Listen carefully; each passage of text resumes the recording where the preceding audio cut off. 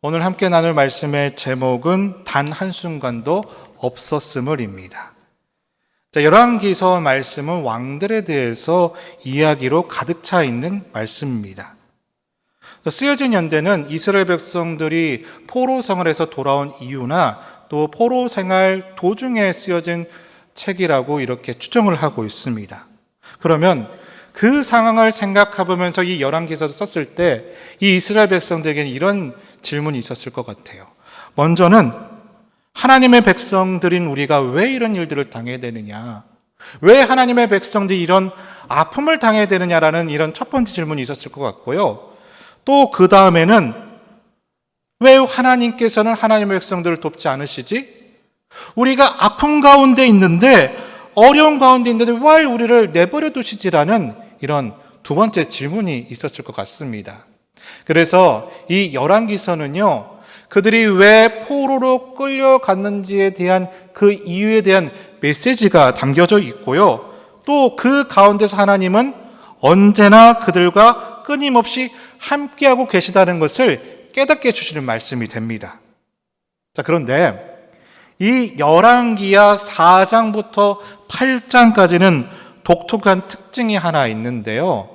앞서서 제가 열왕기서가 무슨 이야기를 했죠? 왕들에 대한 이야기를 했어요. 그런데 열왕기하 4장부터 8장까지는 왕들의 이야기가 등장하지 않습니다. 왜 등장하지 않느냐? 하나님께서 하나님의 역사심을 보여주기 위해서 하나님은 어떻게 하시냐면요, 왕들에 대한 이야기가 아니라 보잘것없는 사람들의 이야기, 아픈 사람들의 이야기, 이방인들에 대한 이야기를 담아내고 있다는 거예요. 그리고 우리가 읽은 본문 말씀은 그 이방인이었던 나아만 장군에게 하나님께서 행하신 역사가 담겨져 있는 이 말씀이 되는 것입니다. 그래서 오늘 이 시간에는 이 나아만 장군에게 일하셨던 그 하나님의 역사를 살펴봄을 통해서요, 우리도 하나님의 역사가 내 삶 가운데 나타나기 위해서는 어떤 믿음이 필요하는지를 살펴보려고 합니다. 축복하기는 오늘 말씀을 통해서 하나님의 일하심의 역사가 내 삶 가운데 동일하게 나타나게 되시기를 주님의 이름으로 간절히 축복합니다. 자, 그렇다면 먼저 첫 번째로 하나님의 역사가 내 삶에 어떻게 역사하실까? 오늘 보면 1절 말씀 먼저 같이 한번 읽어보겠습니다. 우리 같이 한번 읽어보겠습니다. 준비 시작.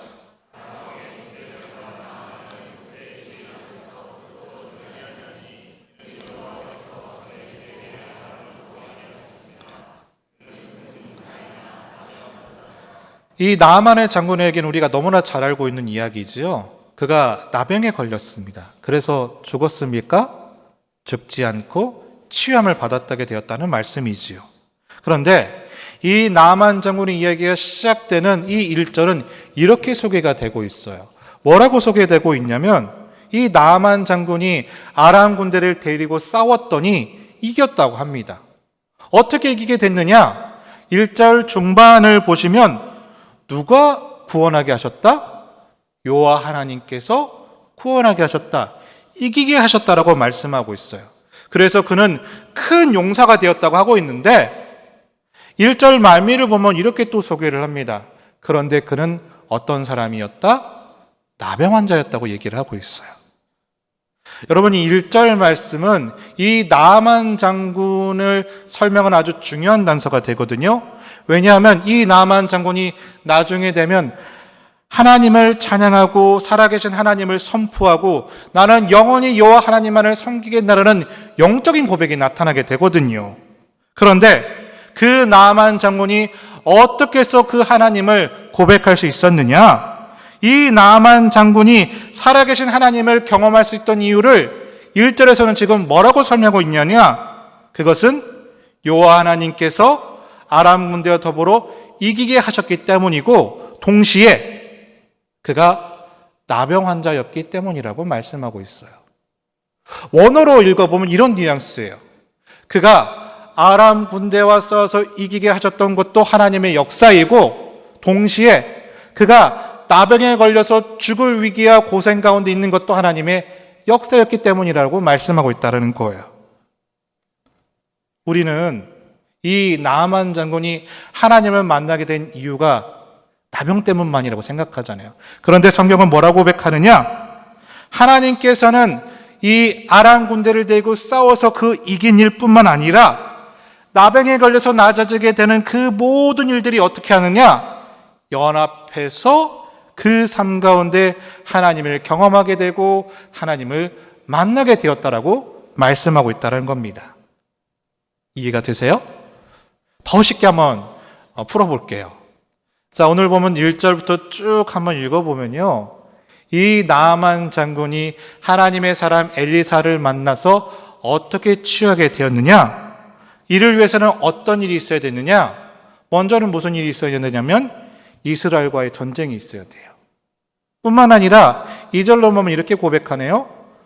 그 가운데 전쟁 포로를 데리고 왔어야 됐고 그 전쟁 포로의 여정 가운데 한 사람은 아람의 그 많고 많은 사람들 가운데서 누구의 집에 있어야 되냐면 나아만 장군 집에 있어야 되는 거예요.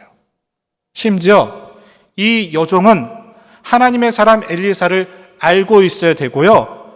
그 주인 나아만 장군이 나병에 걸렸다 할 때에 아유 잘됐다 죽어버려라 하는 것이 아니라 그 주인을 사랑하는 마음이 있어야 가능했어요.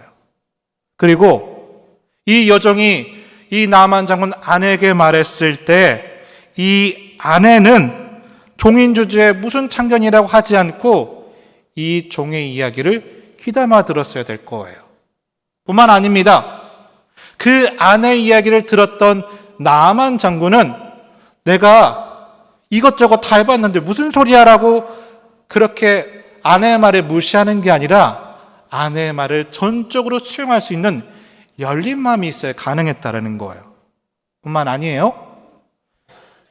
아람 나라에서 이스라엘로 넘어가게 되려면 아람 왕의 허가가 있어야 됐고요. 또 이 나아만 장군이 엘리사의 집에 갔을 때 엘리사가 반드시 집에 있어야만 이 치유는 가능하게 되었다는 겁니다. 그러니까 이 많은 경우의 수 가운데 단 하나라도 뒤떨어지면 어떻게 될까요? 나아만 장군은 하나님을 만날 수 없었을 거예요. 엘리사에게 치유를 받을 수가 없었다라는 것입니다. 그러니까 정확하게 이야기해 보면요, 나아만 장군이 나병 때문만으로 하나님을 만난 것이 아니라 모든 순서 과정 그 하나하나에 하나님의 일하심이 있었기 때문에 결과적으로 하나님의 역사심이 나타나게 되었다는 것입니다. 자, 그래서 오늘 본문 말씀에서 나누고 싶은 첫 번째는 이것입니다. 우리에게 이런 고백이 있었으면 좋겠습니다. 우리의 삶의 모든 순간, 모든 자리, 모든 때 가운데 하나님의 역사가 없었던 적은 단 한순간도 없었습니다. 여러분, 이 고백이 우리에게 나타나게 되시기를 주님의 이름으로 간절히 축복합니다. 그러니까요, 내 삶 가운데 모든 자리는 사실은 하나님의 은혜였던 거고요. 모든 순간은 하나님의 역사이고 일하심이었던 겁니다. 제가 부대에서 지휘관 주간 회의에 들어갈 때마다 정말 자주 들었던 지휘관들께서 하셨던 말씀들이 있는데 여러분 하일리의 법칙을 혹시 들어보셨나요? 잘 아실 겁니다. 이 하일리의 법칙은 뭐냐 하면 어떤 큰 사건이 하나가 생기기 위해서는 그 작은 규모의 29개의 사건이 먼저 있게 되고 이 29가지 사건이 생기기 위해서 300가지의 경미한 사건들이 있을 때 이 사건들이 가능하게 된다는 것이 하일리의 법칙입니다. 자, 이거를요 하나님의 일하심으로 적용을 보면 어떻게 됩니까? 우리 하나님은 나에게 그 하나님의 일하심을 나타나기 위해서 갑자기 쌍뚱맞게 무슨 특별한 기적이 나타난 것이 아니라 그 300개의 작은 일들을 개연성 있게 엮어가시고 그 개연성 있는 300가지 일들을 29가지의 작은 일로 연결시켜서 그렇게 나에게 하나님의 일들을 하시게 된다는 거예요. 물론 그 가운데는 싸워서 이기는 높아진 역사도 있겠고 병에 걸려 죽을 뻔한 낮아짐의 역사도 있을 겁니다. 여종의 역할처럼 굳이 이 일을 해야 되나 싶은 그 일도 해야 될 거고요. 만나고 싶지 않은 사람도 만나는 경우도 있었을 겁니다. 그런데 이 모든 것이 연결이 되도록 하시는 것이 하나님의 일하심이라는 거예요. 다시 말해 내 삶 가운데 하나님의 역사가 멈춘 적은 단 한순간도 없었다라는 거예요. 내 삶의 모든 자리, 높은 자리, 낮은 자리는 다 하나님의 일하심의 순간이었고요. 하나님의 역사가 아닌 것은 단 1분도 없었다라는 고백이 우리 가운데 있어야 된다는 것입니다. 사랑하는 믿음의 동역자 여러분, 우리의 삶 가운데 높아짐만이 하나님의 역사가 아니고 낮아짐도 하나님의 역사입니다. 우리 삶의 길이 열리는 것만이 하나님의 역사가 아니고 닫혀지는 것도 하나님의 일하심입니다. 그러게 분명하게 선포하고 싶은 것이 있는데요. 내 삶 가운데 모든 순간이 하나님의 일하심이 아님이 없었음을 이 시간 우리가 마음 깊이 고백할 수 있는 일들이 우리 가운데 있게 되시기를 주님의 이름으로 간절히 축복합니다. 그래서요, 깨어진 것도, 넘어진 것도, 쓰러진 것도, 높아진 것도, 열린 것도, 닫힌 것도 다 하나님의 일하심을 고백하면서 그 하나님의 일하심을 발견해 나가면서 나에게 온전한 고백이 있게 되시기를 주님의 이름으로 간절히 축복합니다.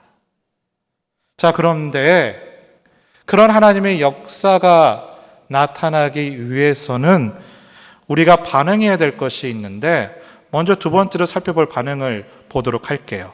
자, 7절의 말씀 우리 같이 한번 읽어보도록 하겠습니다. 7절입니다. 준비 시작.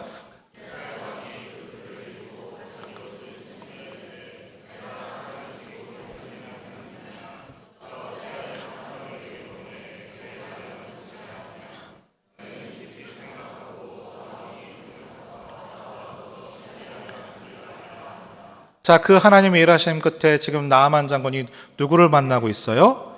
이스라엘 왕을 만나고 있어요. 그런데 이 만남을 통해 이 왕이 어떻게 반응합니까? 먼저 이렇게 반응해요. 내가 그 병을 고칠 수 없다. 그러면서 이 끝부분을 보시면 그가 또다시 이렇게 반응을 하는데요. 분명 고칠 수 없음에도 내게로 보낸 것은 분명히 저 아람 왕이 시비함을 틈타서 나를 넘어뜨리려고 하는구나라고 지금 해석하는 모습을 우리는 살펴볼 수가 있다는 것입니다. 자, 여러분, 이스라엘 왕이 이렇게 반응할 수밖에 없는 이유가 있습니다. 뭘까요? 그것은요, 내 능력으로 내 삶을 해석하기 때문이에요. 내 능력으로 내 삶을 해석하니까 나는 치유할 만한 능력이 없어라고 해석을 할 수밖에 없는 것이고, 그렇게 해석을 하다 보니까 어디까지 결론에 이르게 되는 거예요? 아람 왕이 나를 넘어뜨리려고 하는구나라는 어처구니 없는 해석으로 이어지게 된다는 거예요. 자, 우리가 첫 번째 고백했던 고백이 무엇이었습니까? 내 삶 가운데 하나님의 역사가 없었던 적은 단 한 번도 없었습니다. 모든 순간과 모든 자리와 모든 시간이 다 하나님의 역사였습니다라는 그 고백이 첫 번째였죠. 그러면 그 고백이 있다라면 그 다음에 필요되는 그 자세가 있는 거예요. 어떤 자세가 필요하냐? 그러면 내 삶의 모든 역사를 하나님 앞에 올려드려야 되는 거예요. 모든 순간이 하나님의 역사라면, 내 삶의 모든 것이 하나님의 일이시라면, 그러면 그 문제 앞에, 그 어려움 앞에, 그 기도 앞에, 그 감사함 앞에 어떻게 해야 되느냐? 하나님 앞에 올려드려야 한다는 거예요. 근데 오늘 7절의 말씀 보시면 이 왕에게 안타까운 것이 하나 있죠? 뭐냐? 그는 이렇게 고백합니다. 내가 사람을 죽이고 살리는 하나님이냐? 이 반응이 나타나요. 맞습니다. 이스라엘 왕은요, 왕이라도 하나님은 아니에요. 그런데 하나님은 우리를 죽이기도 살리기도 하시는 그 능력이 있다라는 고백이 있다라면, 그러면 그 하나님께 어떻게 해야 되는 거예요? 그 죽이고 살리시는 하나님께 맡겨드려야 되는데 입술의 고백은 있었지만 실제로 맡겨드리면 이 이스라엘 왕에게 없었다라는 겁니다. 그러니까 이렇게 해석이 되는 거예요. 나를 넘어뜨리려고 하는구나. 사랑하는 믿음의 동역자 여러분, 우리 하나님은 어떤 분이십니까? 내가 믿는 하나님은요, 정말 우리를 살리기도 하시고 죽이기도 하시는 그 하나님이심을 여러분은 입술로 고백하십니까? 그 하나님께서는 눈먼 자의 눈도 뜨게 하시고 죽은 자도 살리시고 저 홍해도 가르시는 하나님이심을 믿으십니까? 그 고백이 있는데 그 고백까지는 나아가는데 우리는 그 다음을 못 나가는 거예요. 그 죽이기도 살리기도 하시는 그 홍해를 가시는 하나님께 내 삶을 맡겨드립니다. 그 하나님, 나를 살려주세요. 나를 건져주세요. 이걸 하지 못하고 있다는 거예요. 제가 오늘 본문의 말씀을 준비하면서 예전 생각이 하나 났는데요. 그 코로나 시기에 제가 부산에서 근무하고 있었습니다. 보통 이제 코로나 상황 때문에 가끔은 이게 예배를 못 드리는 상황들이 많이 생겨났죠. 그런데 이제 주일 예배를 앞두고 며칠 전에 이렇게 예배 보자니까 이런 전화가 왔어요. 목사님, 이번에 그 상황이 좋지 않아서 예배를 못 드릴 것 같습니다. 그러니까 이번 주에는 온라인 예배로 드리죠. 이렇게 말씀하시는 거예요. 제가 그 말씀을 들을 때 순간 제가 화가 버럭 났습니다. 왜 화가 났냐면요.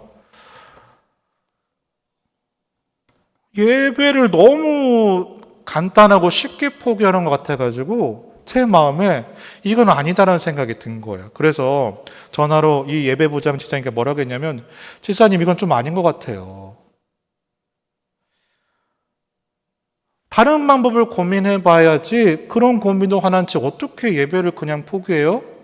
우리 좀 더 고민해 봐요 하면서 제가 그냥 끊어버린 거예요. 마음에 조금 미안한 마음이 있었는데 저 때로는 잘했다고 생각을 했거든요. 그런데 이제 1시간이 채 지나지도 않아가지고 다시 그분께 연락이 왔는데 이렇게 전화가 온 거예요. 목사님, 부대 상황이 좋아져서 예배를 드릴 수 있을 것 같습니다. 예배를 드리죠. 이렇게 말씀으로 하시더라고요.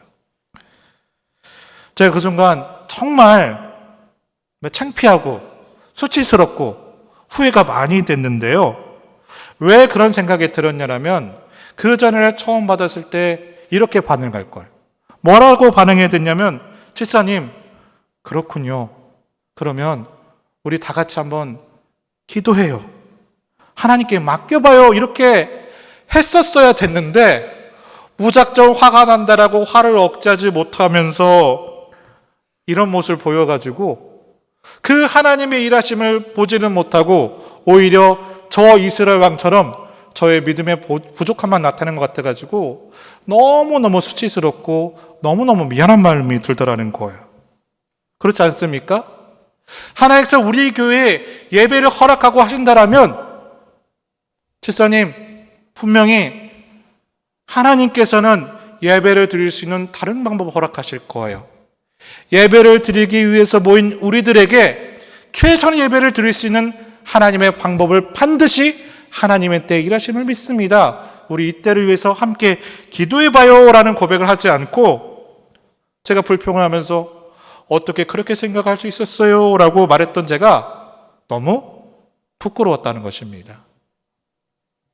사랑하는 믿음의 동역자 여러분, 하나님의 역사가 내 삶 가운데 나타나기 위해서는요, 아니 내 삶이 하나님의 역사 가운데 있다는 것을 믿으신다면요, 여러분 맡깁시다.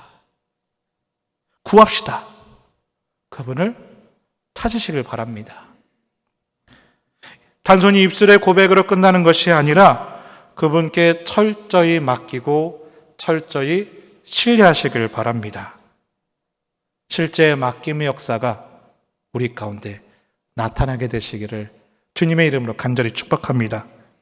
그 실제로 맡김을 통해서 그 하나님의 일하심이 내 삶 가운데 나타나게 되고 고백함이 우리 삶 가운데 실제로 나타나게 되시기를 주님의 이름으로 간절히 축복합니다. 자, 마지막으로 하나님의 역사가 나타나기 위해서는 또 어떤 자세가 필요하느냐? 자, 9절과 10절 말씀 우리 같이 한번 읽어볼 텐데요. 교독해서 읽어보도록 하겠습니다. 먼저 9절 말씀을 같이 읽어보겠습니다. 제가 먼저 읽겠습니다. 나아만이 이에 말들과 병거들을 거느리고 이르러 엘리사의 집문에 서니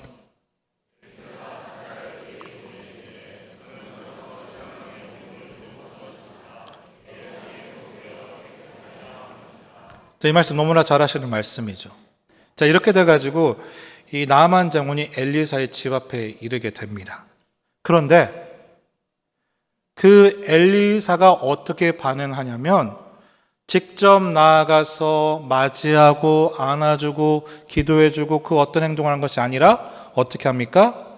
자신의 사환 종을 내보내서 요단강물에 7번 씻으면 됩니다라고 이 사환이 대신 말을 전해 주었다는 거예요. 그리고 그 말을 들었던 나아만 장군은 어떻게 반응합니까? 아니 나를 이렇게 하대하느냐 하면서 고개를 돌아서면서 나 돌아갈 거야 하는 장면이 이후에 이제 펼쳐지게 된다는 것이죠. 자, 이 말씀의 장면을 저는 이게 두 가지 측면에서 한번 살펴보고 싶은데 먼저 첫 번째로는 엘리사의 측면에서 한번 살펴보고 싶어요. 자, 내 집 앞까지 찾아왔던 이 나아만 장군을 왜 엘리사는 직접 나가서 맞아들이지 않고 기도해주지 않고 안수해주지 않고 왜 요단강물에 7번 씻으라는 말을 본인이 직접 전하지 않고 사안을 통해서 전했을까? 왜 그랬을까? 여러분 그 이유가 뭐라고 생각하십니까? 아주 분명한 여러 가지 이유가 있겠지만 본질적인 이유가 있는데 뭐냐? 엘리사는요 하나님이 하나님 되심을 분명히 나타나고 싶었다라는 거예요. 어떤 권능적인 초자연적인 그런 힘을 통해서 하나님이 하나님 되심을 나타내는 것이 아니라 마치 오병이어처럼 작은 것을 통해서도 무에서 유를 창조하시는 그 하나님의 일하심이 누구에게 깨닫기를 원했다라는 거예요? 나아만 장군이 깨닫기를 원해서 이런 일을 이제 행했다라는 겁니다. 자, 그러면 두 번째로는 나아만 장군의 측면에서 한번 생각을 해볼게요. 자, 지금 나아만 장군 지금 어디 앞에 와 있어요? 엘리사 선지자의 집 앞까지 와 있습니다. 그 집 앞까지 와 있다는 것은 치유와 고침을 받기 바로 직전이란 뜻이에요. 그런데 왜 나아만 장군은 그 직전에 그것을 마다하고 돌아갔을까요? 왜 돌아갔을까요? 자, 조금 전에 읽었던 9절의 말씀 다시 한번 보여주시겠어요?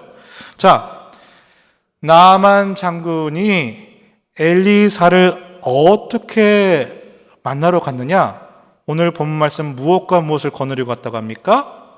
말과 병거를 거느리고 갔다고 말씀하고 있어요. 자, 나아만은 아람의 군대 장관이잖아요. 이 나아만의 나아만 군대 장관이 전장을 나갈 때는 무엇과 무엇을 데리고 갑니까? 말과 병거를 데리고 가요.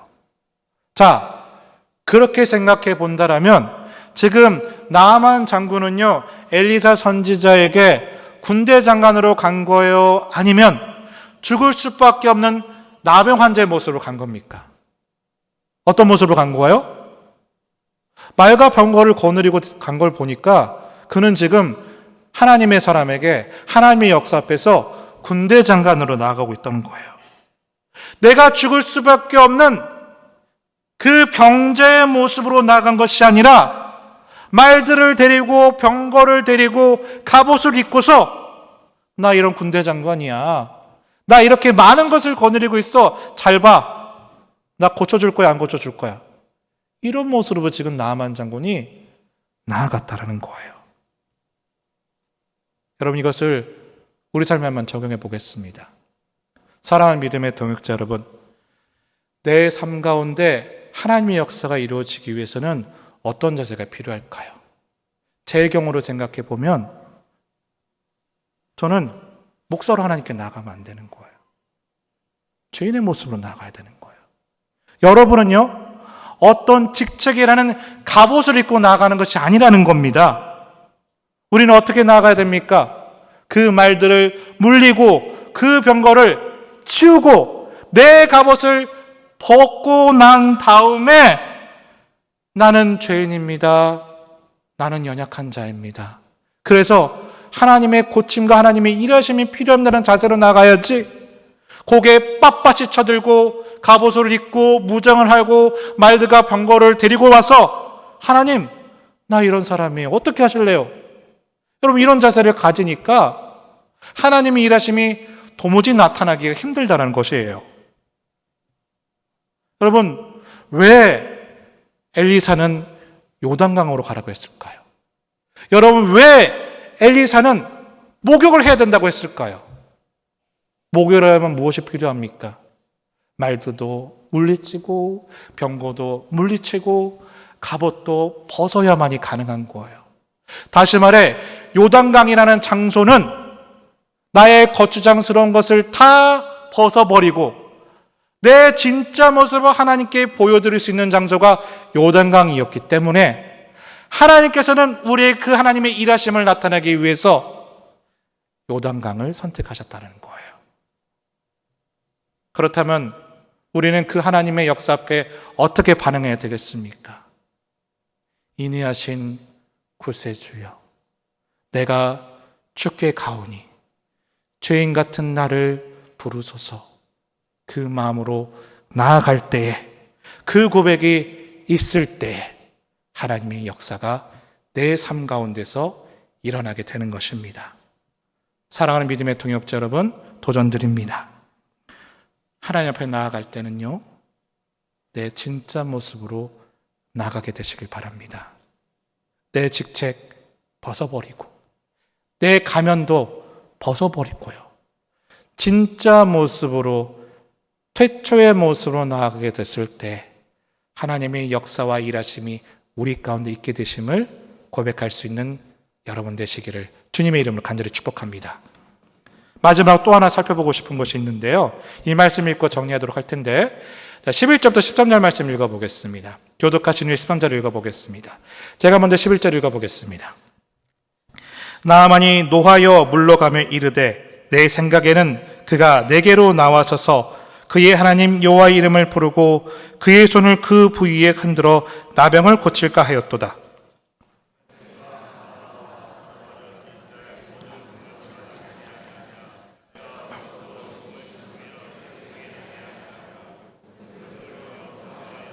같이 읽겠습니다.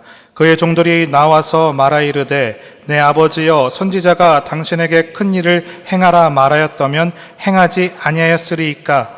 하물며 당신에게 이르기를 씻어 깨끗하게 하라 하리이까 하니. 자, 그러니까 나아만이 엘리사의 얘기를 들은 다음에 거절을 했다는 거예요. 그랬더니 그의 충직스러운 신하들이 뭐라고 얘기를 합니까? 장관이시여, 당신의 나병을 고치기 위해서는 이보다 더한 일도 하지 않겠습니까? 그런데 어찌 요단강물을 씻는 것을 거부하십니까? 하세요! 라고 고백했을 때, 그때 나만 장군이 어떻게 반응한 거예요? 그때서야 요단강에 가서 갑옷을 벗고 7번 몸을 목욕하게 되었을 때 그의 몸이 어린아이의 살같이 깨끗하게 되었다라고 고백하고 있습니다. 자, 그러니까 이 나만 장군이 요단강에 내려간 순종은 어떤 순종이에요? 기뻐해서 한 순종이 아니에요. 할 수 없어서 한 순종입니다. 억지로 한 순종이에요. 자, 그러면 여기서 질문을 하나 드려볼게요. 어려운 질문 하나 드려보겠습니다.